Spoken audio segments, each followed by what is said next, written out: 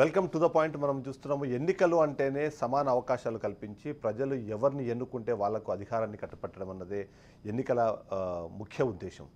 అయితే గత ఎన్నికలు మాత్రం ఇలాంటి సమాన అవకాశాలు లేకుండా జరిగాయని అనుమానము చాలామంది కలుగుతుంది. దీనికి కారణం కూడా లేకపోలేదు. ఎందుకంటే ఫోన్ ట్యాపింగ్ అనేది తెలంగాణ రాష్ట్రంలో సంచలనం సృష్టించిన నేపథ్యంలో అందులో ఉన్న కీలకమైన నిందితులు ఇచ్చిన వాంగ్మూలం ప్రకారం ఈ సమాన అవకాశాలు లేకుండా అప్పుడు గత ప్రభుత్వం ఏదైతే ఉందో ఫోన్ ట్యాపింగ్ ద్వారా ప్రతిపక్ష నేతలతో పాటు ఇతరత్ర వ్యాపారస్తులతో పాటు ఆ సందర్భంలో ఎవరైతే ఎన్నికల్లో పాల్గొన్నారో వాళ్ళపైన నిఘా ఉంచి ఆ నిఘా కారణంగా వాళ్ళ యాక్టివిటీస్ని పసిగట్టడమే కాకుండా ఎక్కడైనా సరే ఏదైనా అమౌంట్ ఏదైనా ట్రాన్స్పోర్ట్ అవుతుంది అంటే వాటిని పట్టుకున్న సందర్భాలు మనం చూస్తున్నాం. అది కరప్ట్ ప్రాక్టీసెస్ కిందకి వచ్చినా సరే అదే సందర్భంలో ఈ నిధులు తరలించడానికి డైరెక్ట్గా టాస్క్ ఫోర్స్ వాహనాలనే వాడారు అనే వాంగ్మూలాన్ని వినిపించిన నేపథ్యంలో సమాన అవకాశాలు లేకుండానే గత ఎన్నికలు ముగిశాయన్న అనుమానం కలుగుతుంది.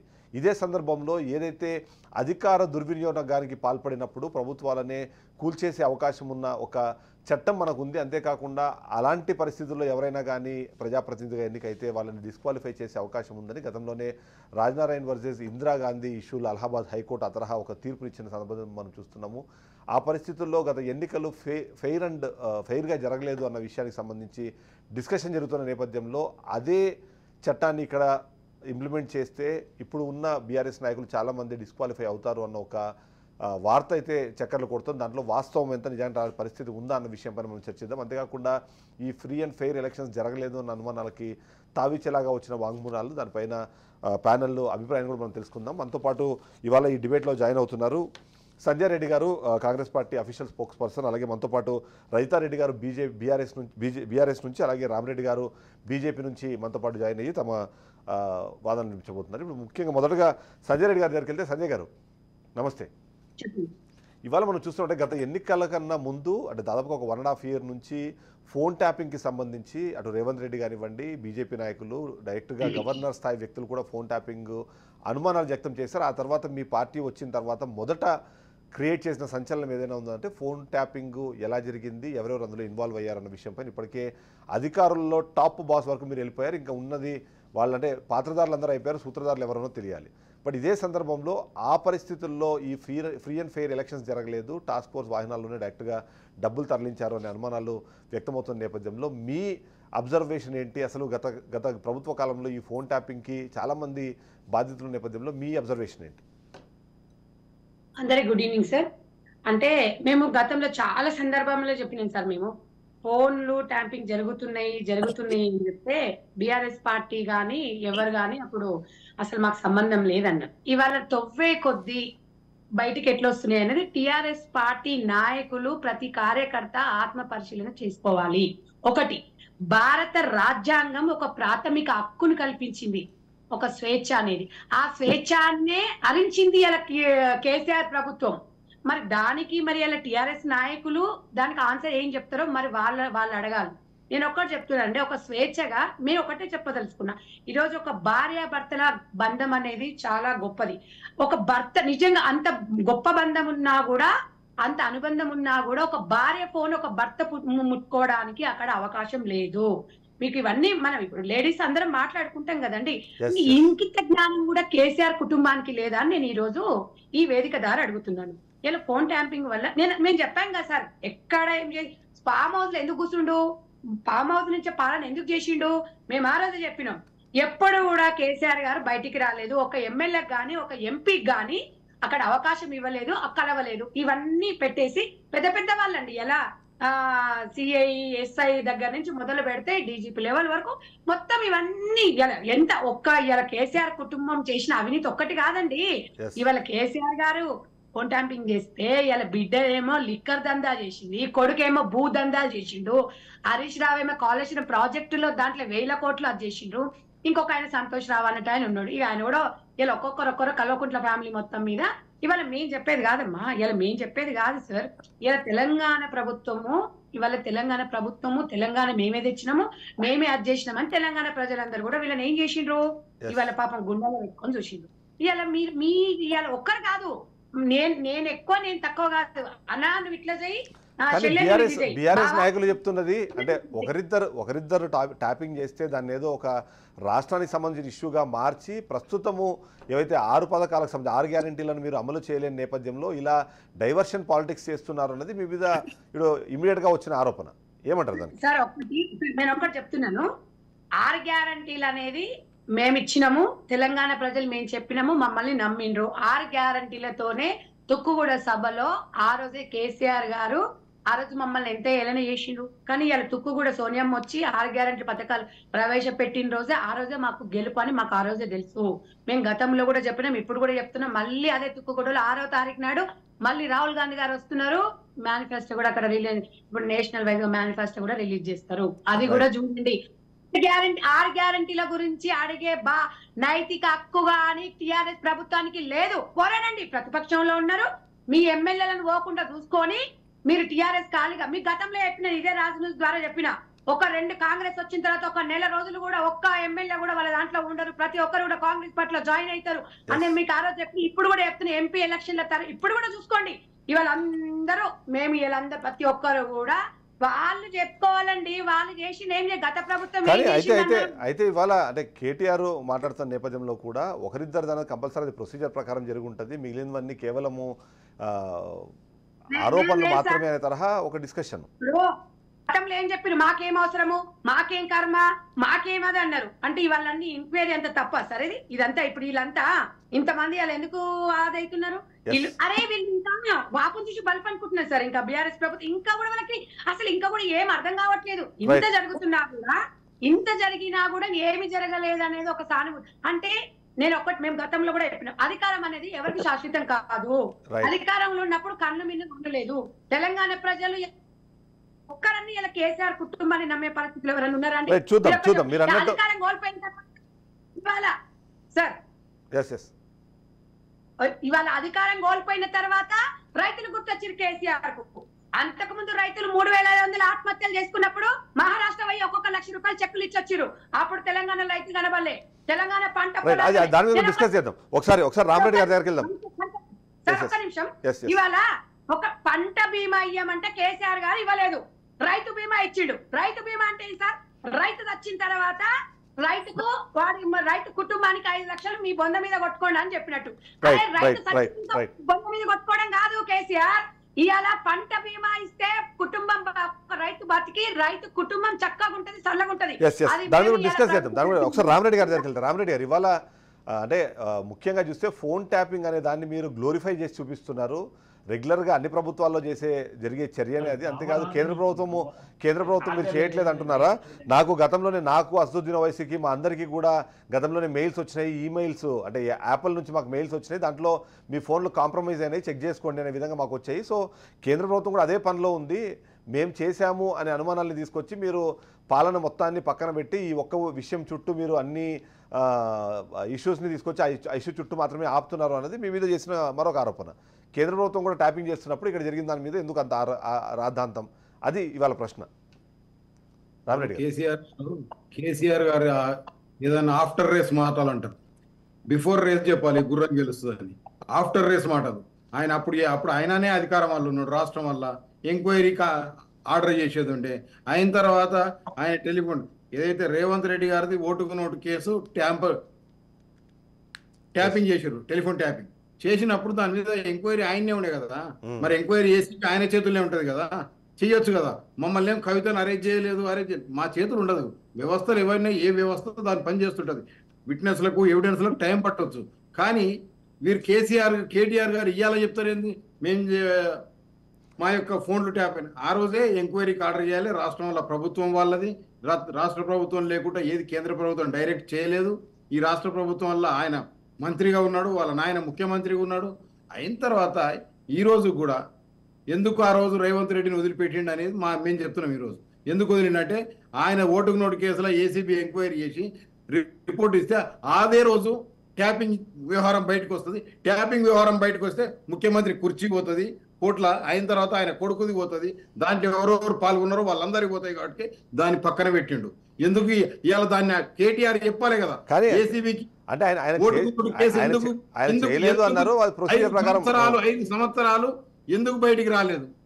5 సంవత్సరాలు 8 సంవత్సరాలు ఫస్ట్ టర్మ్లే అయ్యింది అది. ఓటుకు నోటు. కేంద్ర ప్రభుత్వం కూడా ట్యాపింగ్ చేసింది. అసమర్థుల కేంద్ర ప్రభుత్వం కూడా ట్యాపింగ్ చేసింది అన్నది కదా ఇప్పుడు మీ మీద వినిపిస్తున్న ఆరోపణ.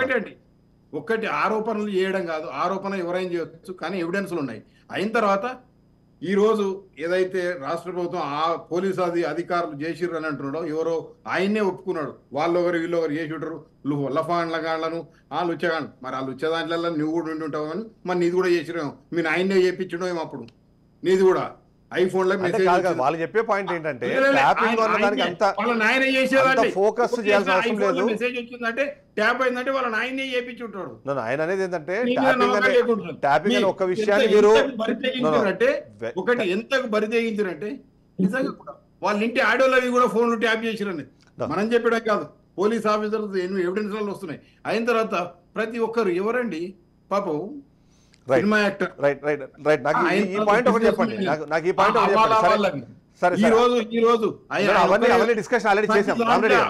పాపారావు గారు అని ఆర్టీఎల్ ఉంటాడు, ఆయన బాధగతం బయటకు తీయాలి. ఒక్కరిది కాదు, ఏ కోణం వల్ల తీసినా కుంభకోణమే. కేసీఆర్ స్కామ్ పెట్టిండంటే స్కీమ్ పెట్టిండంటే అందులో స్కామ్ లేకపోతే స్కీమే ఉంటుంది. డైరెక్ట్ అంట ఆయన ఫామ్ హౌస్ కు అన్ని ఎవరెవరు మాట్లాడుతున్నారని ఆయన వేరే ఏం చేయలేదు.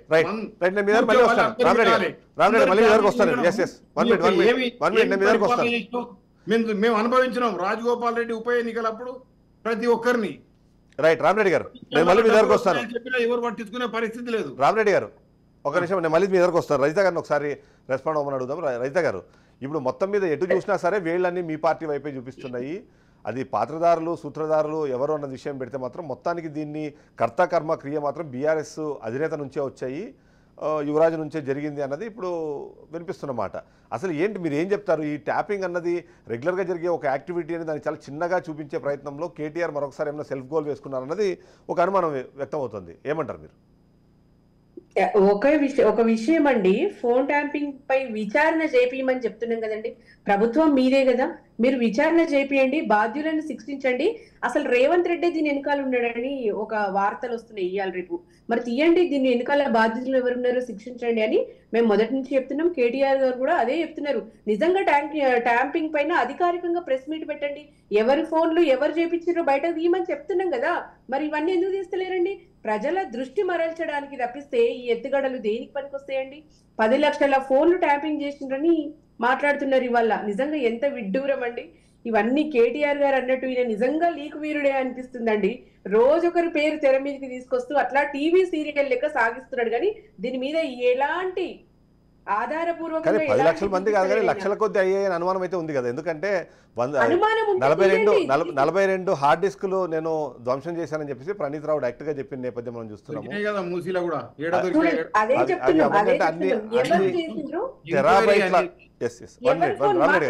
ఎవరి ఫోన్లు ట్యాప్ అయినాయి, ఎవరు చేసిండ్రు అనేది అధికారికంగా మీరు తీసి బయట పెట్టండి అని చెప్తున్నాం మేము కూడా. ప్రభుత్వ వ్యతిరేక కార్యకలాపాలకు పాల్పడుతుంటే పోలీసు వాళ్ళు బయటకు తీస్తారు. డెఫినెట్ గా పోలీసు వాళ్ళు చేస్తారు, ట్యాప్ చేస్తారు. డెఫినెట్ గా ఈ పని వాళ్ళది. గవర్నమెంట్ కి ఇంటెలిజెన్స్ ఉంటది, ఇంటెలిజెన్స్ హెచ్చరికలు ఉంటాయి. ఏమన్నా అనుమానం వస్తే ఒకరిద్దరిని చేసి ఉండొచ్చు, దానికి ప్రభుత్వాన్ని బదనం చేయడం ఎందుకండి? ఇప్పుడు అంతర్జాతీయ కుంభకోణం జరిగినట్టు ఇంకేదో జరిగిపోయినట్టు ఎందుకు దీని మీద రాద్ధాంతం చేస్తున్నారో ప్రజలు అర్థం చేసుకుంటారు. ఒక ఎమ్మెల్యే ఉన్నాడు అంటాడు, ఎమ్మెల్సీ అంటారు, ఇప్పుడు డైరెక్ట్ కేటీఆర్ ఉన్నాడు, కేసీఆర్ గారే ఉన్నారు అంటున్నారు. ఇది ఎంత టైం పాస్ ముచ్చట్లు ఎందుకండి? ప్రభుత్వంలో మీరే ఉన్నారు, మీరు వెలికి తీయండి అని ఏమీ లేవు. వెలికితీసే నేపథ్యంలో టెరాబైట్ల కొద్ది డేటాను ఏదైతే డిస్ట్రాయ్ చేశారో అక్కడనే అనుమానం వస్తుంది. నిజంగానే లక్షలాది మంది కాకపోయినా కనీసం లక్షల కొద్ది ఆ ఆడియో ఏమన్నా రికార్డింగ్ ఉన్నాయా అన్నది ఒక అనుమానం వస్తుంది. సో ఇప్పుడు సమాధానం చెప్పాల్సిన బాధ్యత ఖచ్చితంగా అప్పుడు ప్రభుత్వంలో కీలకంగా అనుమానం వస్తే వెలికి తీయండి.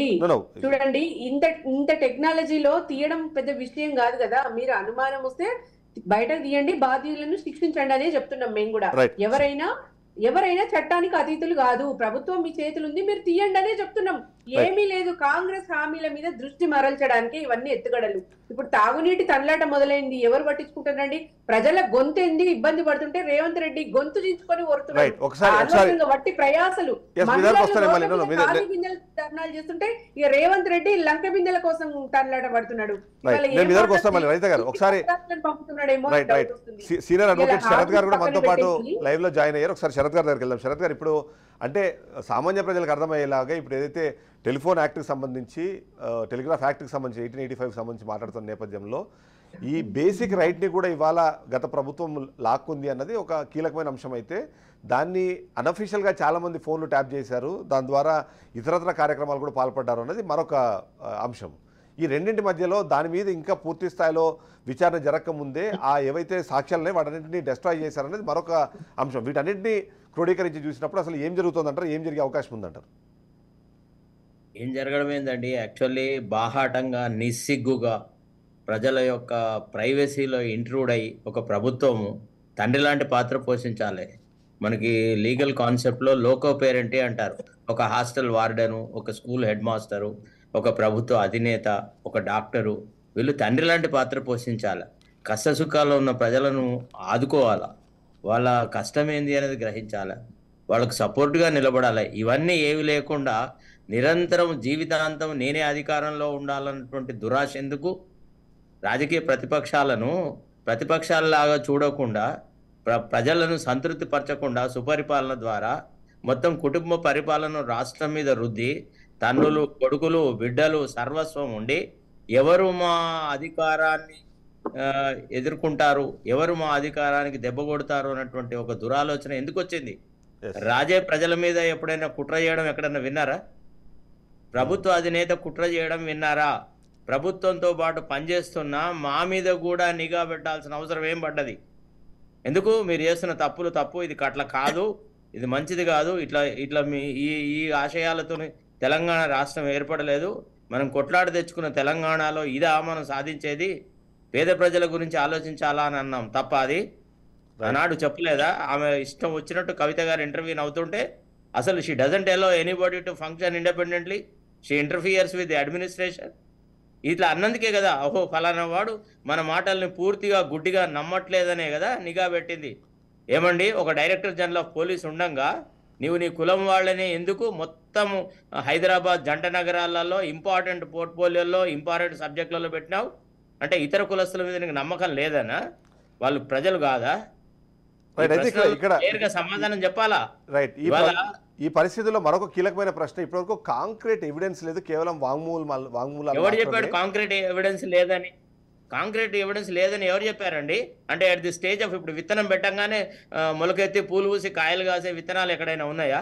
ఇన్వెస్టిగేషన్ డేటా మొత్తం డిస్ట్రాయ్ చేశారు. ఏవైతే గతంలో ఉన్న nothing no data. It is easy to ferret out all the details అండి. అన్ని డీటెయిల్స్ తీసుకోవచ్చు, మీరు అట్లా అనుకోకండి. మన ఇన్వెస్టిగేటింగ్ ఏజెన్సీ కానీ తెలంగాణ పోలీసులు దేశంలోనే అత్యున్నతమైనటువంటి అంకిత భావంతో ఉన్నవాళ్ళు, మంచి నిపుణత గల వాళ్ళు ఆఫీసర్లు. ఎందుకంటే నేను 7.5 సంవత్సరాలు డిపార్ట్మెంట్లో పనిచేసిన. I was a special government పీడర్ dealing with all the officers. I know there are several dedicated and honest officers. They can discharge functions well. ఇదే శివధర్ రెడ్డి గారిని ఎందుకు తీసేసినాడండి KCR? Just because he attended one meeting of Revanth Reddy's relatives. అంతే కదా? You suspect people on the basis of their caste, community, religion. ఇదా ఆఫీసర్లను demoralise చేసే పద్ధతి? ఇదా నీకు నచ్చిన హ్యాండ్ పిక్డ్? దేశంలో అసలు ఆఫీసర్లు లేరా? ఈ రిటైర్డ్ ఫెలోస్ని అందరిని ఎందుకు కంటిన్యూ చేసినాడు? అంత లక్షల జీతాలు ఎందుకు ఇవ్వాల్సి వచ్చింది? అంటే ఇది మొదటిసారి గత ప్రభుత్వాలు కూడా అక్కడ వాళ్ళ దగ్గర అంటే ఒక ఎక్కడో ఒకళ్ళిద్దరిని పెట్టుండొచ్చు. కొన్ని ఇంపార్టెంట్ ప్లేసెస్ లోపల అట్లాంటి నిష్ణాతులైన వ్యక్తులు, అట్లాంటి అనుభవం గల వ్యక్తులు దొరకనప్పుడు ఒకళ్ళిద్దరిని కంటిన్యూ చేస్తే చేసిండొచ్చు. అంతేగాని మొత్తం అడ్మినిస్ట్రేషన్ లో up to DCP level, after all IPS officer non cadre fellows ని ఎవడైనా జిల్లా కలెక్టర్లుగా నాన్ క్యాడర్ వాళ్ళను పెట్టంగా చూసారా మీరు గతంలో? నేను దాదాపుగా డాక్టర్ చెన్నారెడ్డి అప్పటి నుంచి చూస్తున్నానండి. I was a press correspondent in Eenadu. I use to see all that. ఏ ముఖ్యమంత్రి చేయనంత దద్దమ్మ పనులు ఈయనే చేసినాడు. ఎవడైనా బ్రైట్ ఆఫీసర్ను పెట్టుకుంటారు డిపార్ట్మెంట్స్ లో. ప్లానింగ్ కమిషన్ కు ఉపాధ్యక్షుడు ఎవరు ఉంటారండి? బీపీఆర్ విఠల్ లాంటి ఒక గొప్ప ఆర్థిక నిపుణుడు ఉండేవాడు. నువ్వెవరిని పెట్టుకున్నావు? నీ కులపోడిని, వాడికి ఏం ప్లానింగ్ గురించి రవ్వంత తెలియనోని. అంటే నీ అమాయకత్వాన్ని, నీ యొక్క నీ పని లేనితనాన్ని కప్పిపుచ్చుకోవడానికి నీ వాళ్ళను పెట్టుకొని ఒక కోటరీగా ఏర్పరచుకొని నువ్వు పరిపాలన సర్వనాశనం చేస్తావు. ఏమండి, 9 సంవత్సరాల కింద కేసీఆర్ను దేవుడు అని కొలిచినటువంటి ప్రజలు కేసీఆర్ ను తూ అని ఎందుకు దిగొట్టారండి? ఈ పరిణామాలు ఎక్కడ దారి తీస్తాయి అనేది డిస్కస్ చేద్దాం. అందులో మరొకసారి సంజయ్ గారి దగ్గరికి వెళ్దాం. సంజయ్ గారు, ఇప్పుడు ఇవాళ కేటీఆర్ మాట్లాడుతూ ఒక కీలకమైన అంశం మాట్లాడింది. 2009 నుంచి 2011 వరకు ఉద్యమంలో మేము ఉన్నప్పుడు మా ఫోన్లు కూడా ట్యాప్ చేశారు, బట్ మేము తప్పేం చేయలేదు కాబట్టి ఆ ఫోన్ ట్యాపింగ్ సంబంధించిన వ్యవహారాన్ని కేవలం ప్రజల దృష్టికి తీసుకొచ్చి మా పని మేము చేసుకొని వెళ్ళాం. కానీ ఇవాళ కాంగ్రెస్ పార్టీకి వాళ్ళకి వేరే ఇష్యూ లేదు కాబట్టి ఈ ఇష్యూని గ్లోరిఫై చేసి చూపిస్తూ రెగ్యులర్గా జరిగిన యాక్టివిటీకి కొత్తగా మీరు భాష్యాలు చెబుతూ ఇట్లాంటి ఒక యాక్టివిటీకి మీరు పాల్పడుతున్నారు అన్నది చేసిన మరొక ఆరోపణ. మీరు ప్రభుత్వంలో మీరు కూడా ఉద్యమకారులని వాళ్ళందరిది ట్యాప్ చేశారన్నది అప్పట్లో ఆరోపణలు వినిపించాయి. సో అప్పుడు లేని గ్లోరిఫికేషన్ ఇప్పుడే ఎందుకు? సార్, ఇప్పుడు తెలంగాణ ఉద్యమం అంటే ఇలా కేసీఆర్ కుటుంబం ఒక్కటే తెలంగాణ కోసం కొట్లాడిందా సార్?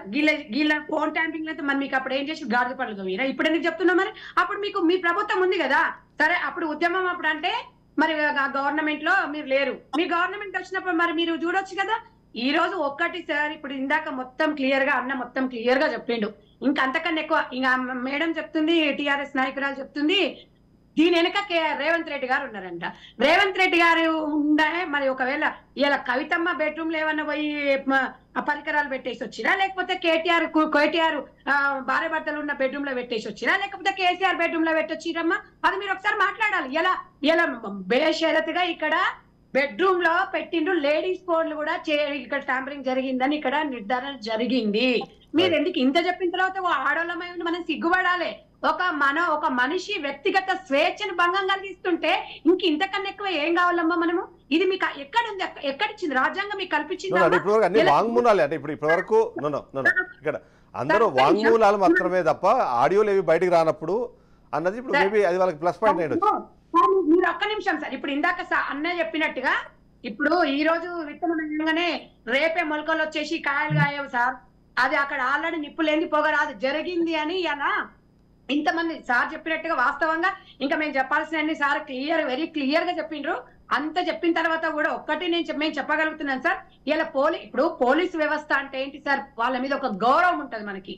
ఇవాళ పోలీసు వాళ్ళే ఇవాళ వ్యాన్లలో డబ్బులు వంచేసి పోలీసు వాళ్ళే ట్యాంపరింగ్ చేసి ఇలా గవర్నమెంట్ కి తొత్తులు పలికిన వాళ్ళు 9 సంవత్సరాలు ఇవాళ కోట్లాది రూపాయలు ఇలా వాళ్ళు సంపాదించిండ్రు అంటే మీరు ఒక్కసారి ఇలా తెలంగాణ ప్రజలు నిజంగా పోలీసు వ్యవస్థ మీద ఇలా ఒక నమ్మకం లేకుండా చేసిండ్రు. నిజమా కాదు వెళ్తాయి సార్. ఇప్పుడు ఎందుకంటే ఒక్కటి కాదు కదా, ఇది చిన్న విషయం కాదు.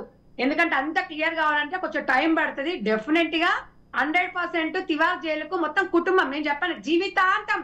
ఎందుకంటే ఇది ఫోన్ ట్యాంపింగ్ అనేది మామూలు విషయం కాదు సార్. ఇది ఇంకా వేరేది నువ్వు నేదన్నా నష్టపరిచిన 10 రూపాయలు నష్టం పైన అది వేరు. కానీ ఇలా ఒక మంత్రి ఒక వ్యక్తిగత స్వేచ్ఛని ఇలా హరించారంటే ఇంకా మళ్ళీ వీళ్ళకి అది కూడా లేకుండా ఇంకా మళ్ళీ రేవంత్ రెడ్డి గారు ఉన్నారు, రేవంత్ రెడ్డి గారు చేపించిన రేవంత్ రెడ్డి గారు ఇప్పుడు అధికారంలోకి వచ్చినారు కాబట్టి ఇవాళ రేవంత్ రెడ్డి గారి కుటుంబం ఒకటే కాదు. ఇలా హీరోయిన్స్ కానివ్వండి వాళ్ళకి సంబంధించిన ఎంత సిగ్గుండాలండి. ఇలా ఒక భార్య భర్తలు మాట్లాడుకునే వినడానికి ఎంత సిగ్గుశయం ఉండాలి. ఇంకా లేకుండా కూడా మాట్లాడి అన్ని బయటకు వస్తాయి. వచ్చిన తర్వాత అప్పుడు ఏం చేస్తాము ఎంక్వైరీ చేస్తాము. లా అండ్ ఆర్డర్ ఉంటది. మేము గవర్నమెంట్ ఉంది, గవర్నమెంట్ లా అండ్ ఆర్డర్ పని చేసుకునే పని వాళ్ళు చేసుకుంటూ వెళ్తారు. కంపల్సరీ జైల్లో కూర్చొని చిప్పకూడదు తిని ఇలా మళ్ళీ మీరు ఒక్కరు చూడరు, ఒక్క నెల 2 నెలలు లాగండి. బీఆర్ఎస్ పార్టీ కాదు టీఆర్ఎస్ పార్టీ అనే జెండా ఉంటదేమో. ఇదే లైవ్ లకు రావాలి, ఇదే మీరు మాట్లాడాలి. ఇంత జరిగినా కూడా ఇంకా చిత్తశుద్ధి లేకుండా ఇంకా కూడా మనం మాట్లాడుతున్నామంటే ఇలా నీ ఫోన్ లో ట్యాంపింగ్ చేస్తే మీరు ఊరుకుంటారు అమ్మా? మీరు ఒక మాట చెప్పండి. ఒక ఆడదాని ఫోన్లు లేడీస్ ఫోన్లు ఎవడన్నా అది చేస్తారా? ఇలా ఒక నిజంగా కూడా ఇలా భార్య భర్తలు మాట్లాడుకున్నప్పుడు భర్త రికార్డ్ చేసినా కూడా అది ఎంత తప్ప మీకు తెలియదా? మీరు ఆల్రెడీ చదువుకున్న మీరు ఒక మంచి హోదాలో ఉన్నారో మీకు తెలియదా? ఇలా తెలంగాణ ప్రజలందరూ మనోభావాలను దెబ్బతీసినట్టు కదా. ఇప్పటికే తెలంగాణకు శని పట్టింది. ఇలా తెలంగాణ రాష్ట్రంలో చీఫ్ లిక్కర్ ఒక కవిత అంటే ఒక ఆడది కాబట్టి మనం కూడా సిగ్గుపడాలి. అంత సిగ్గుపడాల్సిన పని చేసుకుంటూ ఇంకా మేము ఇది చేస్తాం, మేము అది చేస్తున్నాం చెప్పుకోవడానికి ఎంత సిగ్గుండాలి వీళ్ళకి? ఒక్కరు కూడా ఇలా ఉద్యమం చేసి ఇలా కోట్ల రూపాయలు సంపాదించుకుంటే ఇలా కేసీఆర్ కుటుంబం ఒకటే. ఒక్క నిమిషం అండి. ఇప్పుడు ఎవరెవరైతే ఆఫీసర్లు those who are involved in this phone tapping, first of all ఈ డౌట్ ఎప్పుడు వచ్చింది అని అంటే my conversation with our director general of police was tapped. ఒక పర్టికులర్ ఇష్యూలో in regard to the grant of an promotion out of turn basis లో ఒక officer కి ప్రమోషన్ ఇవ్వాలా వద్దా అంటే గ్యాలంటరీ సర్వీస్ చేసిన వాళ్లకు డిపార్ట్మెంట్లో ఏదో ఒక గొప్ప నిష్ణాతులైనటువంటి వాళ్ళకి మనము ఒక అవుట్ ఆఫ్ టర్న్ ప్రమోషన్ ఇస్తాం, అంటే అందరిని కాదని ఒక ప్రత్యేక తరహా ప్రమోషన్ ఇస్తాం. అయితే ఈ రాధాకిషన్ రావు అనే వ్యక్తి తనకు అనుచరుడైన ఒక వ్యక్తికి ప్రమోషన్ ఇవ్వాలన్న కేసు వేయించినప్పుడు ఆ కేసు రేపు వస్తుంది. ఈ రోజు నేను నైట్లో డీజీ గారితో మాట్లాడిన మాటలు నా ఫోన్ ట్యాప్ చేసేసి వాళ్ళు మరుసటి రోజు మార్నింగ్ ఏ ఆఫీసర్కి అయితే ప్రమోషన్ రావాలో వాడే వచ్చి నా ముందు కూర్చొని, ఏం సార్ నీకు నా మీద ఎందుకు అంత అపోజిషన్, ఎందుకు నా ప్రమోషన్ అపోజ్ చేస్తున్నావు అని అడిగినాడు. నేను అన్నా నీకెవరు చెప్పినారు నేను నీకు వ్యతిరేకమని అంటే, నువ్వు పెద్దవాళ్ళు కదిలిపితే కూడా నాకు తెలుస్తుంది అని అన్నాడు. నేను ఒక స్పెషల్ గవర్నమెంట్ పీడర్, నా ముందర వాడు వచ్చి కూర్చోవడమే ఎక్కువ, వచ్చి ఇంత నిస్సిగ్గుగా వాడు పేరు మీరు అనౌన్స్ చేయొచ్చా? ప్రణీత్ రావు గురించి మాట్లాడుతున్నారా మీరు? No, I should not talk about that officer.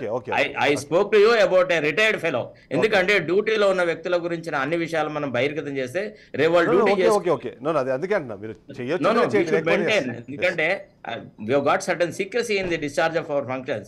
అలాంటప్పుడు నేను అప్పుడే ఫస్ట్ అన్నాను, then I verified and I found that these people are engaged in phone tapping అని.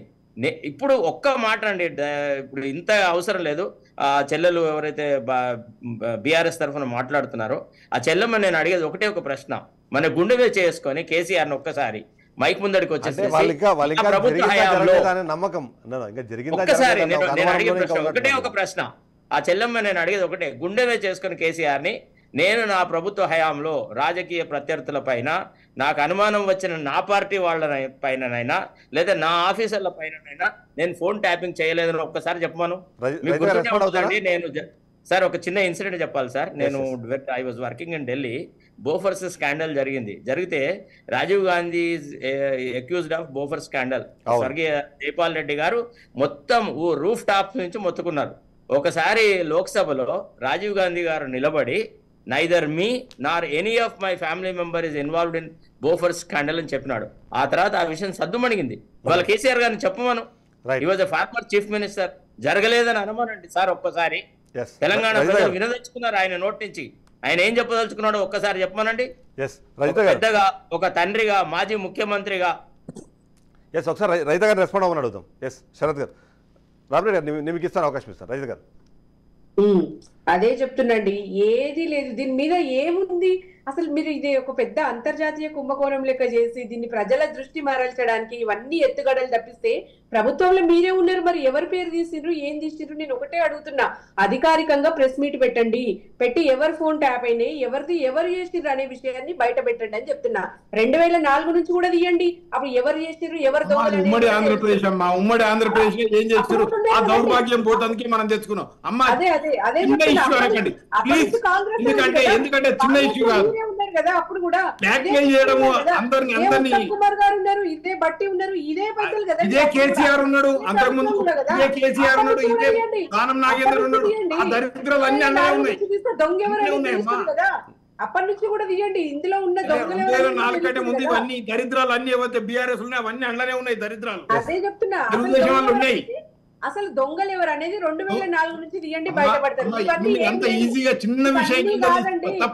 ఇవన్నీ కాదు, ఇవన్నీ టైం పాస్ పనులు. గతంలో మేము వినండి ఒకసారి, గతంలో మేము ప్రజల అవసరాలు ఎట్లా తీర్చాలని ఆలోచిస్తే ఇలా రేవంత్ రెడ్డి ప్రభుత్వం వచ్చి చేరికల మీద దృష్టి పెట్టింది తప్పితే ఇంట్లో ఏం లేదు. గత 10 సంవత్సరాలలో నన్ను మాట్లాడనివ్వండి, నన్ను 2 ముక్కలు మాట్లాడనివ్వండి, ఇంతసేపు వాళ్ళు మాట్లాడారు కదండి. గత 10 సంవత్సరాలలో మా ప్రభుత్వం తండాల నుంచి మొదలుకొని హైదరాబాద్ దాకా ఏ రోజు కూడా తాగునీటి ఇబ్బందులు రానియలేదు. మరి మంచినీరు మానవ హక్కుగా గుర్తించి 33,000 అంటే 3,000 కోట్ల 38,000 కోట్ల మిషన్ భగీరథను పూర్తి చేసి 50 ఏళ్ల పాటు కూడా హైదరాబాద్ కి తాగునీటి కష్టాలు రాకుండా చూసింది మా ప్రభుత్వం. మరి కనీసం వాటి నిర్వహణ కూడా చేతగాని ఈ కాంగ్రెస్ ప్రభుత్వం ట్యాంపరింగ్ దిగిపోగానే హైదరాబాద్ తాగునీటి కష్టాలు ఎందుకు రాదు? మనం ట్యాపింగ్ కి సంబంధించిన విషయాలపైన నేను అదే చెప్తున్నా, ఎంతసేపు ట్యాంపింగ్ అని ప్రజల్ని ఎందుకు పట్టించుకుంటలేరు? ప్రజల అవసరాలు మీరు ట్యాంపింగ్ తోని ఈ 100 రోజులు చేస్తారా? సంజయ్ గారు 1 మినిట్, సంజయ్ గారు 1 మినిట్, రామరెడ్డి గారు మీరేదో జర ఒక్క నిమిషం, ప్రజలను పట్టించుకున్నారు. ఇవాళ కేసీఆర్ చాలా పట్టించుకున్నాడు. ప్రజా దర్బారు లేదు, ఒక నియంత్రణ. మీరు ప్రజాస్వామ్యం గురించి వాటర్ హక్కు అంటున్నారు. ఎవరిదైతే ప్రైవసీ అనేది హక్కు, ఆ హక్కును సుప్రీంకోర్టు చెప్పింది, ఆ హక్కును హరించిండు. దాన్ని వాటర్ దానికంటే ఇది సీరియస్. వాటర్ అనేది బోర్ నీళ్ళు తాగుతారు, ఇది చేస్తారు. వాటర్ అనేది ఎవ్వరం సృష్టించలేము. వర్షాలు పడితే వస్తాయి, వర్షాలు పడినప్పుడు ఈయన చేసింది హైదరాబాద్ తెలంగాణ. మీ అవినీతి మొత్తం చెప్తాం. మిషన్ భగీరథ ట్యాంకుల కలర్ వేసి పాత ట్యాంకుల బిల్లులు తీసుకున్నారు. చరిత్ర మీది. మీరు మిషన్ భగీరథ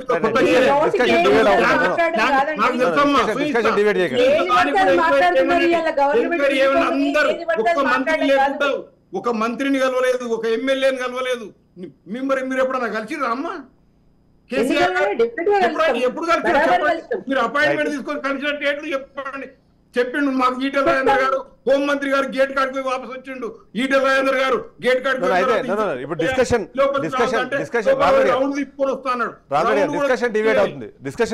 నా ప్రశ్న ఒకటి, ఆల్రెడీ కేటీఆర్ గారు ఎక్స్పెక్టేషన్. నేను కాంగ్రెస్ ఒకటే అక్యూజ్ చేస్తున్నా, ఏంటంటే డీజీపీకి తెలియకుండా, ఆ రోజు ఉన్న డీజీపీకి తెలియకుండా ఇవన్నీ అయినాయని ఆయన తెచ్చి మళ్ళీ పోస్టులో కూర్చునబెట్టిర్రు. ఎందుకు కూర్చునబెట్టిర్రు అది ప్రజలకు చెప్పవలసిన అవసరం ఉంది.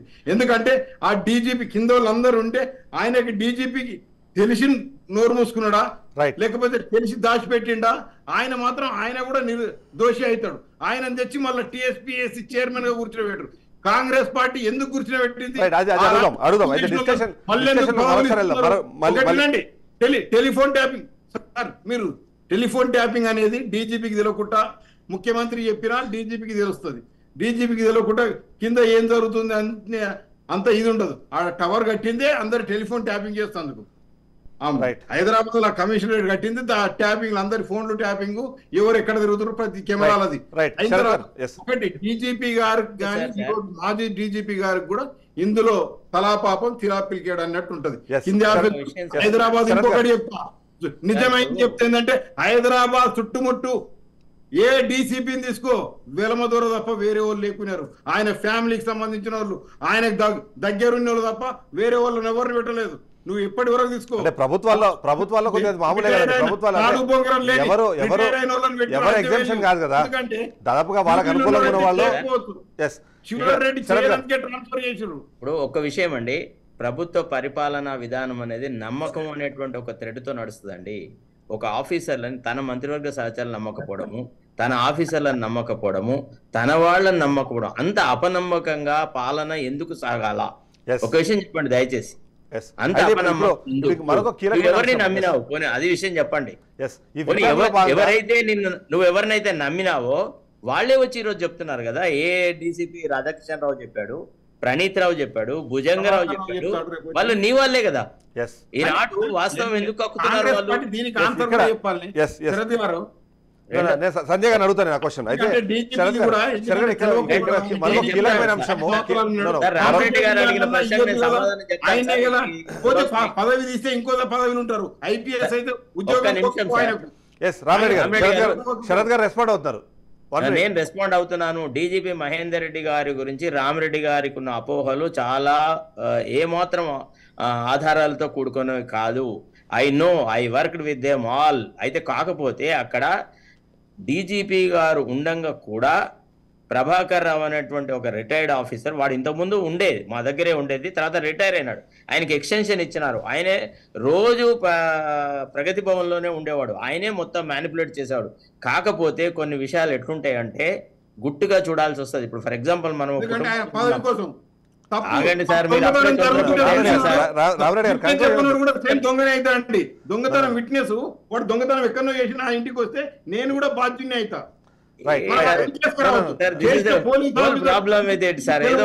ఆయన మంచోడు క్యాచ్ అటెన్షన్ కాదు సార్ మాట్లాడము, కొద్దిగా రీజనబుల్ గా మాట్లాడని నేర్చుకోండి దయచేసి ప్లీజ్. కాదు పద్ధతి మీరు మాట్లాడేది. ఇప్పుడు అట్లా కాదండి, ఒక ఆఫీసర్ ఇంకో ఆఫీసర్ విధులలో ఇష్టం వచ్చినట్టుగా తలదూర్చడానికి వీలుండదు సార్. అండ్ దట్టు ముఖ్యమంత్రి యొక్క ప్రాపకం ఉన్న తర్వాత ఎట్లా చేస్తారు చెప్పండి ఒక మాట. శరత్ గారు ముఖ్యమంత్రి గారే డైరెక్ట్ గా ప్రభాకర్ రావు ఎంకరేజ్ చేస్తున్నప్పుడు పోస్ట్ కి పక్కన జరగాలి. ఎందుకు ఆ పోస్ట్ లేకపోతే అంత ఎందుకు ఉండాలి? టాప్ పోస్ట్ సిఐ చెప్తున్నారు. ఎవరి బాధ్యతలు వాళ్ళకు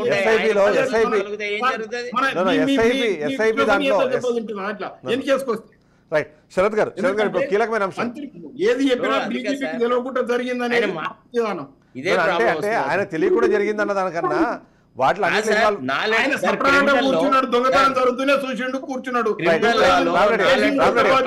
దొంగతనానికి చూస్తూ కూర్చున్నాడు కూడా అంతే బాధ్యుడు. రైట్.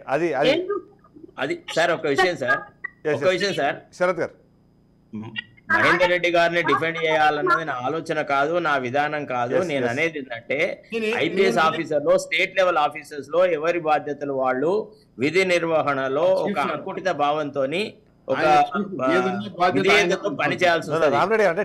మనది అని అనుకొని చేయాల్సి వస్తుంది.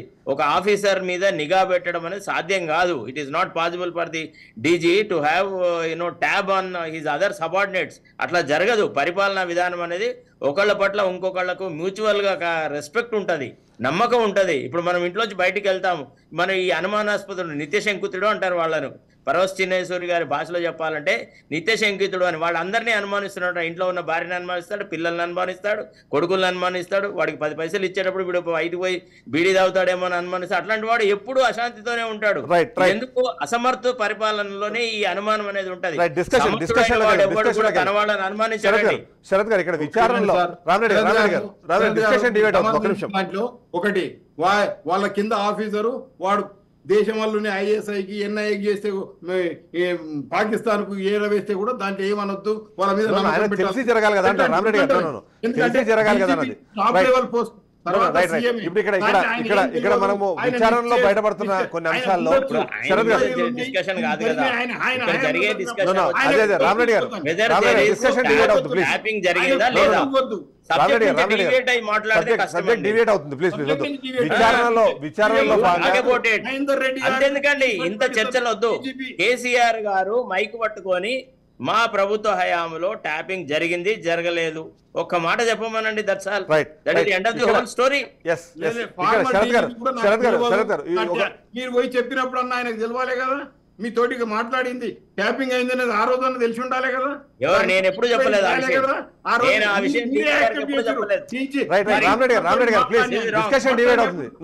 జరిగిందని ఆ రోజు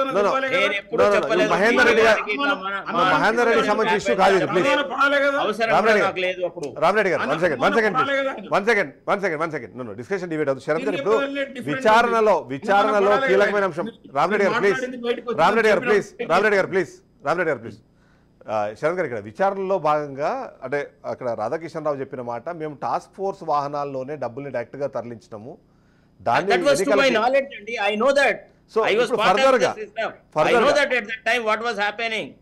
ఈ విషయం నేను బయటికి వచ్చిన తర్వాత ఎప్పుడైతే నన్ను ఒక సందర్భంలో కూడా ఒక కేసులో పూర్తిగా ఒక వ్యక్తులకు సపోర్ట్ చేయండి, ఒక రియాల్టర్లకు మీరు వదిలేటండి భూమిని, ప్రభాస్కు ల్యాండ్ వదిలేటండి, ఆ కేసును డైల్యూట్ చేయండి అని అన్నప్పుడు నా అంతరాత్మ ప్రబోధంగా ఇది తప్పు, ప్రజలకు సంబంధించిన సంపదను ఈ సినిమా యాక్టర్లకు ఇట్లాంటి రియాల్టర్లకు ఇవ్వడం న్యాయం కాదు అనేటువంటి భావనతో రాజీనామా చేసి బయటకు వచ్చినాక ఒక 6 నెలలు సైలెంట్ గా ఉన్నాను నేను.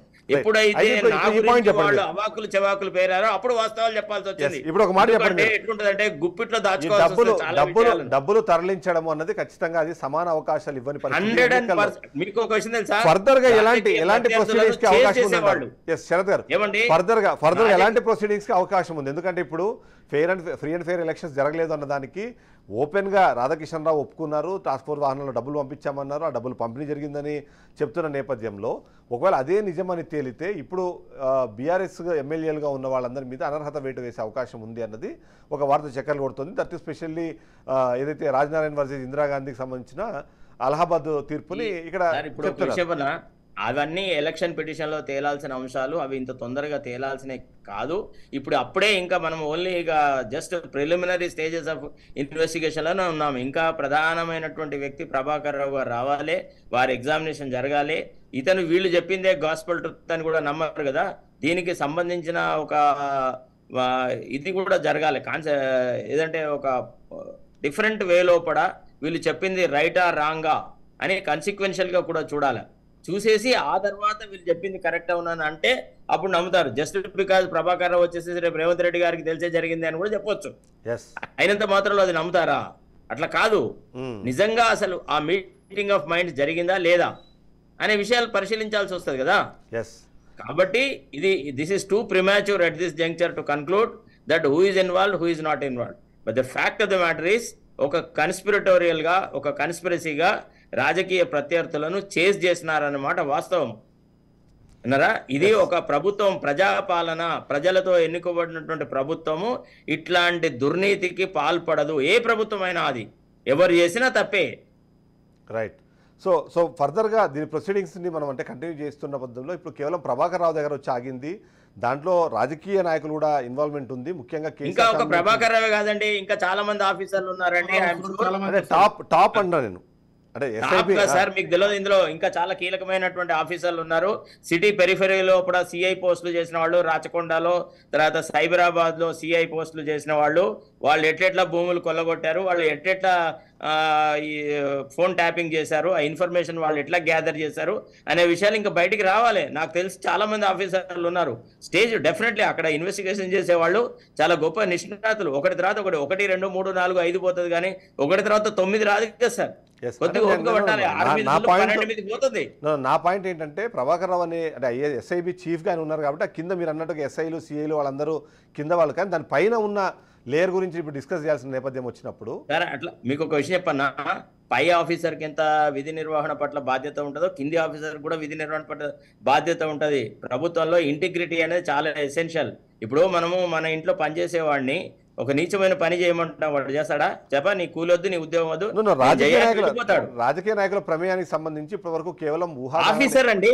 It is not politicians. ఏదో అధికారం కోసమని ఆఫీసర్లు కాదు వాళ్ళు.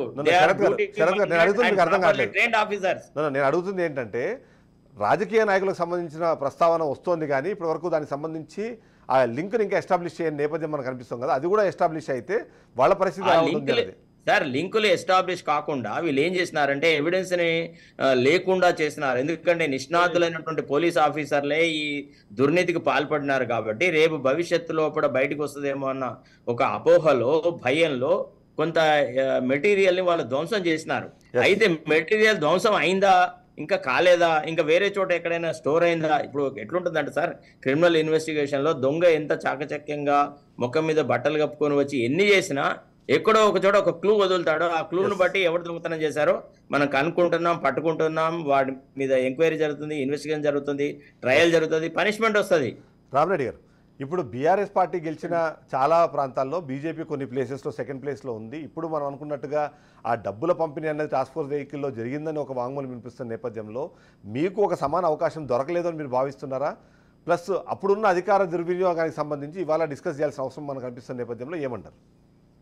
ఒకటండి, ఈ ప్రభుత్వం నేను చిత్తశుద్ధిని శంకించేది ఎక్కడ అంటే ఈ ప్రభుత్వం వల్ల, ఆ ప్రభుత్వం వల్ల టాప్ పోస్టులు ఉన్నారు. వాళ్ళు టాప్ పోస్టులు ఉండి ఏమీ చేయలేదు, మేము సత్యహరిచంద్రులం అంటే మనం నమ్మవలసిన అవసరం లేదు. ఎందుకంటే చెప్పలేదు, వాళ్ళకి పెద్దపీటలు వేయడం అనేది భావ్యం కాదు. అయిన తర్వాత ఇంకొకటి కూడా, ఈరోజు ఎవరైతే మొన్నటి వరకు మనం చెప్పిన నీతులు చెప్పినాం, వాని కొంటారా, వీని కొట్టరా, వాళ్ళతోటి కొట్టాలి, వీని కొట్టాలి, మరి నువ్వు మళ్ళీ వాళ్ళను రాజీనామా చేపించి నాగేందర్ను తెచ్చుకుంటే పార్లమెంట్ టికెట్ ఇవ్వండి, ఇంకేదాన్ని ఇవ్వండి. కేశవరావుతో రాజీనామా చేసి తెచ్చుకోవడం తప్పు కాదు. రాజీనామా డిఫరెంట్ డిస్కషన్ అండి. అయిన తర్వాత ఈ రోజు ఒకటేనండి సార్, ఈ రోజు మా దగ్గర ఉన్న ఇన్ఫర్మేషన్ పాపారావు ఎవరైతే ఉన్నారో అందులో ఇంకా అధికారులు, పాత అధికారులు,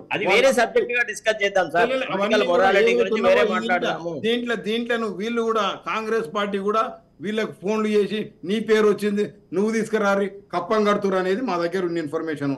ఎందుకంటే కూడా కొంతమందిని బెదిరించి, ఎందుకంటే ఇప్పుడు ఆ elections, parliament elections budget fund కోసం అన్ని ఆపిర్రు. ఏసీబీ తర్వాత ప్రతి ఒక్కరిని ఫోన్ ట్యాపింగ్ లో కూడా వీళ్ళది చేతి వాటాలు చూసుకోలేదు మా దగ్గర ఉంది. సంజయ్ గారు రెస్పాండ్ అవుతారు. శరత్ గారు 1 minute ప్రభుత్వం సంజయ్ గారు రెస్పాండ్ అవనివ్వండి. సంజయ్ గారు రెస్పాండ్. ఇప్పుడు ఎందుకంటే ఈ ఫోన్ ట్యాపింగ్ అన్నదాన్ని సరే బీఆర్ఎస్ నాయకులు ఆరోపించినట్టుగా మీ పాలనను పక్కదో పట్టించడానికి లేదా పాలనలో ఉన్న లోపాలను పక్కదో పట్టించడానికి ప్రయత్నంతో పాటు నిధుల సమీకరణకు కూడా దీన్ని వాడుకుంటున్నారు అన్నది ఇవాళ బీజేపీ నుంచి వచ్చిన ఒక ఆరోపణ. ఏమంటారు? సార్ బీజేపీ వాళ్ళ మాటలు ఇక వాళ్ళ మాటలు మనం పట్టించుకోవాల్సిన అవసరం లేదు. ఒకటి సార్, ఇప్పుడు 9 సంవత్సరాలు, ఇప్పుడు దాదాపు 10 సంవత్సరాలు అధికారంలో ఉన్నారు సెంట్రల్ గవర్నమెంట్. మరి వీళ్ళకి బాధ్యత లేదా సార్? వీళ్ళకి లేదా అంటే ఇప్పుడు ఈటెల రాజేందర్ గారు కానీ ఇప్పుడు వాళ్ళ దగ్గరనే ఉన్నారు కదా, గతంలో బీఆర్ఎస్ లో ఉన్నప్పుడు. వీళ్ళకి బాధ్యత లేదా సార్? వాళ్ళు ఏదో వాళ్ళు మాట్లాడడం కాదు, నేను ఒక్కటే చెప్పదలుచుకున్నాను. ఇప్పుడు ఇందాక ఆమె బీఆర్ఎస్ ఆమె ఆల్రెడీ లెఫ్ట్ అయిపోయింది, ఎందుకంటే దర్ ఇస్ నో ఆన్సర్ అనమాట. ఆమె దగ్గర ఒక ఆన్సర్ లేదు కాబట్టి లెఫ్ట్ అయిపోయింది. ఒకటి చెప్తున్నాను, ఇందాక సార్ చెప్పినట్టు ఒక్కటే ఇవాళ తెలంగాణ ప్రజలకు మీ వేదిక ద్వారా చెప్పదలుచుకున్నా, ఇవాళ కేసీఆర్ గారు ప్రజల ముందుకు వచ్చి నేను చేయలేదని చెప్పి ఏదో ప్రామిస్ చేయమని చెప్తే, ఆయన 10 సంవత్సరాల అధికారంలో ఉంటే ఒక తెలంగాణ ఉద్యమకారుడు, ఆయనకు ఎంత అది ఉందంటే ఆయన వాళ్ళ పార్టీ వాళ్ళు చెప్పుకుంటారు జాతిపిత అని. కానీ మరి అలాంటి అంత మహానుభావుడు కదా, మరి తెలంగాణ ప్రజలకు కనీసం ఓడిపోయిన తర్వాత ఒక ప్రెస్ మీట్ కూడా పెట్టిన వ్యక్తి ఇప్పుడు ఆయన ఏదో చేస్తాడు అని చెప్తే ప్రజలు ఎలా నమ్ముతారు అనేది మనం ఒకసారి అర్థం చేసుకోవాలి సార్. నేను ఇలా ఫోన్ ట్యాంపింగ్ అని మామూలు విషయం కాదు అది. ఇవాళ మనము ఎన్ని మాట్లాడుకున్నా కూడా ఈ రోజు అట్ ద సేమ్ టైం ఇలా తెలంగాణ గవర్నమెంట్ కి ఎంత బాధ్యత ఉందో సెంట్రల్ గవర్నమెంట్ కూడా అంత బాధ్యత ఉంది. మీ ప్రభుత్వం ఇప్పుడు దాన్ని ఉపయోగించుకొని డబ్బులు కలెక్షన్ కి వాడుతోంది అన్నది ఆరోపణ. దానికి సమాధానం చెప్పండి. రాష్ట్ర ప్రభుత్వం లా అండ్ ఆర్డర్ మొత్తం వాళ్ళ చేతులు ఉంటుంది. మీరు ఒక లెటర్ పంపించండి, సిబిఐ ఎంక్వైరీ చేస్తామంటున్నాం కదా, మీరు ఒక లెటర్ పెట్టండి. బీజేపీ సంబంధం లేదు.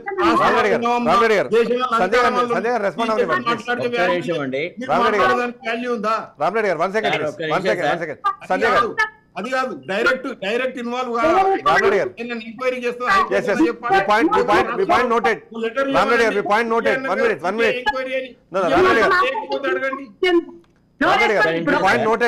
సంజయ్ గారిని సమాధానం చెప్పండి ప్లీజ్.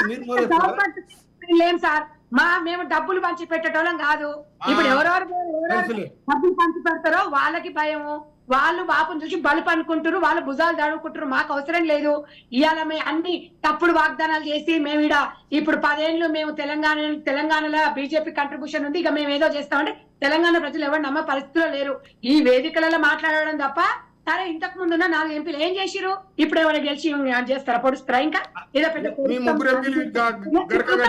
మీరు 10 ఏళ్ళు 4 ఎంపీలు ఏం మాట్లాడుతున్నామని మాట్లాడదానికి అర్థం ఉందా? ఇప్పుడు పనిచేసి కవిత కింద పనిచేసి చెప్తావు, మాకు నీతులు చెప్పకు. పర్సనల్ మాటలొద్దు. పార్టీలు మారి వచ్చి ఆమె ఇవాళ ఆడినప్పుడు కవిత అంతా మంచిది లేదన్నది ఇవాళ నువ్వు వచ్చి కాంగ్రెస్ మాట్లాడే మేము పర్సనల్ డిస్కషన్స్ పని చేయలేదా? పని చేయలేదా? మేము చేయలే. మేము బీజేపీ సిద్ధాంతం కోసం పోరాటం. ఈ అధికారం ఎక్కడ ఉంటే అక్కడ పోతావు.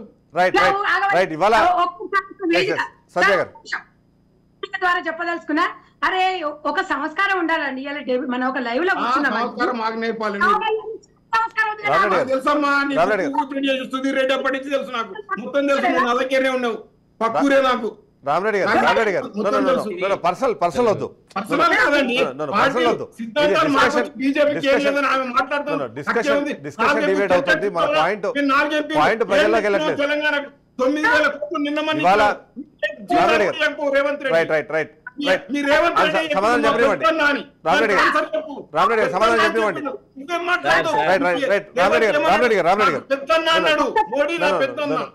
మోడీ పెద్ద అన్నాడు, నువ్వు మాట్లాడితే ఎట్లమ్మా?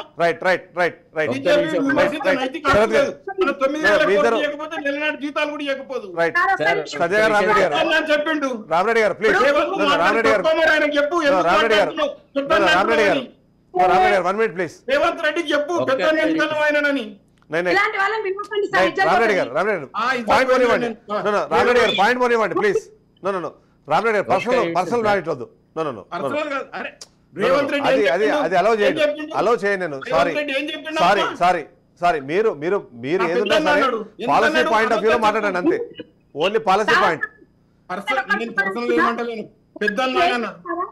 ఈ వేదిక ద్వారా ఒకటే చెప్పదలుచుకున్నా, రేవంత్ రెడ్డి గారు మోడీ పెద్దన్న అంటే మన తెలంగాణ సంస్కారం కాబట్టి పెద్దన్న మేము కాదనట్లేదు, మేము ఒక్కటే చెప్తున్నాం పాలన పరంగా ఇష్యూ అది కాదు కదా.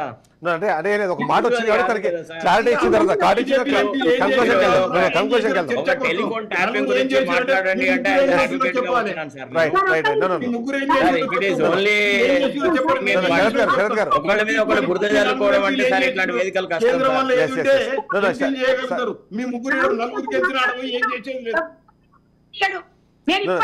సంజయ్ గారు మీ పాయింట్ చెప్పండి, మీరు కంక్లూజన్కి వెళ్దాం మనం. మీ పాయింట్ చెప్పండి, కంక్లూజన్కి వెళ్దాం. నేను ఒకటి చెప్తున్నాను సార్, ఏమున్నా ఏ ప్రభుత్వం అని ఉండనియండి, అక్కడ బీజేపీ ఉండని, కాంగ్రెస్ అని ఉండని, బీఆర్ఎస్ అని ఉండనియండి, ఎలక్షన్స్ అప్పుడు కొట్లాడిన తర్వాత ఇవాళ మా రేవంత్ రెడ్డి గారు కూడా బీజేపీ గవర్నమెంట్ ఉన్నా కూడా మేము వెళ్ళి కేసీఆర్ లకు గిల్లి కజ్జాలు పెట్టుకోలే, వెళ్ళి మేము ఢిల్లీకి వెళ్ళేసి మనకు రావాల్సిన నిధుల గురించి కూడా మాట్లాడుకున్నాం. అదొక అంశం పక్కన అయితే ఇప్పుడు ఒకటే చెప్తున్నాం, మేమంత దౌర్భాగ్య స్థితిలో లేము, ఎవరినో బ్లాక్ మెయిల్ చేసి డబ్బులు గుంజాల్సిన అవసరం లేదు. తెలంగాణ ప్రజలకు కాంగ్రెస్ పార్టీ మీద పూర్తి చిత్తశుద్ధి ఉంది. 100% 64 సీట్లు ఎట్లా గెలిపించిందో డెఫినెట్ గా ఇప్పుడు కూడా మమ్మల్ని గెలిపించబోతున్నారు. కాబట్టి మేము ఎవరిని ఆడుకునే స్థితిలో లాస్ట్ పాయింట్ శరత్ గారు, లాస్ట్ వస్తాను మీ దగ్గరికి. కంక్లూజన్ మీరే ఇద్దరు ప్లీజ్. సంజయ్ గారు last conclusion point. Sir personal attacks వద్దు sir. 100% will not allow. Sanjay గారు లాస్ట్ పాయింట్. ఇప్పుడు దీన్ని అంటే ఒక స్థాయి వరకు తీసుకొచ్చారు, కానీ కీలకమైన నేతలు వచ్చేటప్పటికి ఏమైనా మళ్ళీ మీరు కూడా మెత్తబడతారా అన్న అనుమానం కూడా కొంతమంది వ్యక్తం చేస్తున్నారు. ఎందుకంటే అందులో మీకు అనుకూలమైన వాళ్ళు ఇప్పుడు రామరెడ్డి గారు అనుమానం వ్యక్తం చేసినా సరే దాన్ని కూడా కొద్దిసేపు దాన్ని కన్సిడర్ చేస్తూ అట్లాంటిది ఏదైనా వచ్చినా మీరు మెత్తబడతారన్న అనుమానం ఉంది. దాన్ని మీరు కంక్లూజన్ ఇవ్వండి సార్. ఒక్కటి సార్, చట్టానికి ఎవ్వరు చుట్టం కాదు. మీకు మళ్ళీ ఇదే లైవ్ లో కూర్చున్నా మాట్లాడుకుందాము. ఎవరైనా ఎంత స్థాయిలో వదిలే ప్రసక్తి లేదు. అదొకటి, అది 100% మేము చెప్తున్నాము. డెఫినెట్ గా రేవంత్ రెడ్డి గారు కానివ్వండి, ఇంకెవరు కానీ అలాంటి దాంట్లోకి వ్యక్తులు ఎప్పుడు కూడా దానికి ఎప్పుడు అలాంటి ప్రోత్సహించారు అనేది జరగదు. మేము ఒక్కటే చెప్తున్నాము, ఇవాళ ప్రభాకర్ రావు టోటల్ డొంక మొత్తం బయటికి గదులుతుంది. కాబట్టి మనం కాంగ్రెస్ పార్టీ ద్వంద్వ నీతి అవలంబిస్తుంది. ఆడ ఇండియా టీవీ అని కేజ్రీవాల్ కు సపోర్ట్ గా లిక్కర్ స్కామ్ దానికి, ఈడనేమో కవితను లిక్కర్ స్కామ్ అరేంజ్ చేసిరని వీళ్ళు చెప్తారు. మరి ఆ పార్టీ సెంట్రల్ పార్టీ తప్ప రాష్ట్ర పార్టీ తప్ప నాకు అర్థం కాలేదు. ఎందుకంటే సిగ్గు అనిపిస్తుంది మహిళలకని చెప్పారు. మరి ఆడ ఆయనకు సిగ్గు అనిపిస్తలేదా? సోనియా గాంధీ స్కామ్ లో ఎవరు లేరని చెప్తాందుకు అయిన తర్వాత ఈ డబుల్ స్టాండర్డ్స్ సిపిఐ తోటి ఈడ కొట్లాడతాం, ఆడ పొత్తు పెట్టుకుంటాం, కేరళలో కొట్లాడుతున్నాం, ఇవి వద్దు. ఒకటి మేము నిన్న చెప్తున్నాం, ఇవాళ క్లియర్ గా ఏదైతుందో ఇవాళ కాంట్రాక్టర్ల దగ్గర టీఆర్ఎస్ ఉండగా 5% ఉంటే ఇవాళ 9% కమిషన్ ఇవ్వండి, బిల్లు పాస్ అయితే లేదు. దాని మీద ఎంక్వైరీ చేయమనండి. ఇంకోసారి డిస్కషన్ పెట్టుకుందాం. ఫైనల్ పాయింట్ చెప్పండి.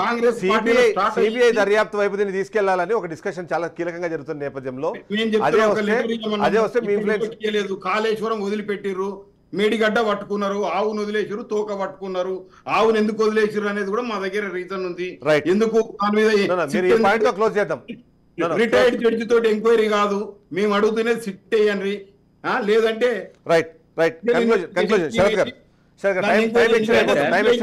అంతకుముందు అడిగారు కదా లెటర్ ఇవ్వండి.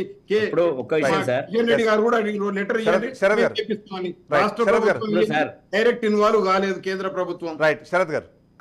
టెలికమ్యూనికేషన్స్ అనేది సెంట్రల్ సబ్జెక్ట్ సార్, కేంద్ర ప్రభుత్వం ఆధీనంలో ఉంటుంది. ఈ విషయాలలో కూడా అప్పుడు వాళ్ళిద్దరి మధ్యలో ఉన్న సన్నిహిత సంబంధం దృష్ట్యా కేంద్రం కావాలనే చూసి చూడనట్టు ఉండడం వల్లనే కేసీఆర్ ఇంత పెట్టరేగి ఇన్ని రకాలుగా కేంద్ర చట్టాలను వైలేట్ చేస్తూ రకరకాల నానా యాగి చేస్తున్నాడు. ఇప్పుడు మాకేం తెలియనట్టుగా రాజకీయాలలో పబ్బం కట్టుకోవడానికి మాట్లాడే మాటలకి మనం సమాధానం చెప్పలేము. ఇప్పుడు మన ముందున్న టాపిక్ ఏమంటే అసలు టెలిఫోన్ ట్యాంపరింగ్ జరిగిందా లేదా, జరిగితే ఎవరు బాధ్యులు? ఒక్క విషయం చెప్పండి, గుండె మీద చేసుకొని కేంద్ర ప్రభుత్వానికి తెలియకుండా టెలిఫోన్ ట్యాంపరింగ్ జరిగిందా? ఎవరు? బండి సంజయ్ ఫోన్ ట్యాంపరింగ్ చేశారు. ఏమండి, బండి సంజయ్ అయితే ఎన్నోసార్లు చెప్పాడు కదా, నా ఫోన్ ట్యాంపరింగ్ అవుతుంది అని. చాలా మంది ప్రతిపక్షాలు చెప్పారు కదా. అప్పుడు ఎందుకు కేంద్రం అప్పుడు ఆనాడే ఎందుకు దీని మీద అంకుశం పెట్టలేదు? ఏమయ్యా నీకు ఇచ్చినటువంటి ఈ వసతులని ఎందుకు దుర్వినియోగం చేస్తాను? సెంట్రల్ గవర్నమెంట్ కి ఒక ఇంటెలిజెన్స్ ఉంటుందనే సంగతి తెలుసా తెలియదా? రాజకీయ ప్రయోజనాల కోసం మీరు సర్టిఫికేట్ ఇచ్చి ఇప్పుడు కేంద్రానికి తెలియదా? కేంద్రం డైరెక్ట్ ఇన్వాల్వ్ అవుతా అంటే మీ గవర్నర్ చెప్పండి, ఏ రాష్ట్రం వల్ల అయింది? అసలు మీకు గుర్తుందా? టెలికాం యాక్ట్ రాష్ట్ర ప్రభుత్వం ఇప్పుడు ఇవ్వమనండి. రామకృష్ణ హెగ్డే గారు రిజైన్ చెప్పండి. పొలిటికల్ మొరాలిటీ ఉండాలా? పార్టీ వాళ్ళ ట్యాపింగ్ చేసిరని మేము చెప్తున్నాం. మేము అప్పుడు కూడా లెటర్ పెట్టాం. రఘు ఏదైతే రాజగోపాల్ రెడ్డి ఎలక్షన్ లో మీరు కాంగ్రెస్ కేంద్ర ప్రభుత్వం మాకేం అవసరం సార్? మీకు తెలుసా ఎక్కువగా కేంద్ర ఇంటెలిజెన్స్ కి తెలుస్తుంది. నిన్నగాక మొన్న నేను మాట్లాడినాను, మనం ఇచ్చిన ప్రామిసెస్ ఫుల్ఫిల్ చేయాలని మాట్లాడుతున్న వ్యక్తి నేను ఎప్పుడు ఎవరిని సమర్థించలేదు.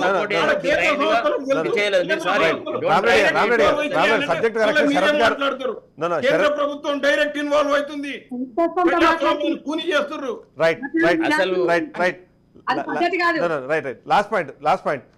మీకు సార్ కేంద్ర ప్రభుత్వం తలుచుకుంటే ఆ రోజులలో చేయగలుగుతుండే. ఇప్పుడు కూడా ఈ ఇన్వెస్టిగేషన్ లో ఇంకా కొంత ముందుకు పోయిన తర్వాత రామరెడ్డి గారిని ఒక పిటిషనర్ గా ఉండమనండి, నేనే రిట్ పిటిషన్ వేస్తాను, నయా పైసా తీసుకోకుండా, సిబిఐకి చేయమని చెప్పి. ఆయన దమ్ముందా? ఆ మాట మాట్లాడమనండి, నేను వేస్తాను కేసు. రండి మీరు నా దగ్గరికి, నేను ఇస్తాను సార్. కాళేశ్వరం ప్రాజెక్ట్ కూడా సిబిఐకి ఎంటర్ చేయమని వేసింది నేను.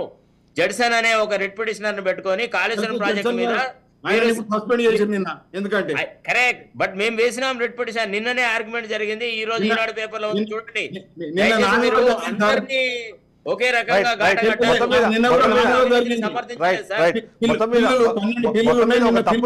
ఈనాడు పేపర్ చదవండి sir. Thank you very much Sanjay గారు, thank you very much Rama Reddy గారు, thank you very much Sarath గారు. ఎస్ అయితే ఇక్కడ వాస్తవానికి ఒక తప్పు జరిగింది. ఆ తప్పులోని అసలు నిజాలు వెలికి తీయాలంటే అందరూ సంఘటితం కావాల్సిన అవసరం కనిపిస్తుంది. కాబట్టి నిజంగానే రామరెడ్డి గారికి ఇవాళ శరత్ గారు ఒక ఆఫర్ ఇచ్చారు. ఆ ప్రకారం మీరు ఒకవేళ ముందుకు వస్తే తనే మీ వైపు నుంచి ఆ రిట్ పిటిషన్ వేసి వాదించడానికి కూడా సిద్ధంగా ఉన్నామని చెప్పిన నేపథ్యం మనం చూస్తాం. కాబట్టి అదైనా దానివల్ల మంచి జరగాలని మనం కోరుకుందాం. ఇది ఇవాల్టి షో. రేపటి షోతో మళ్ళీ కలుద్దాం. Stay tune.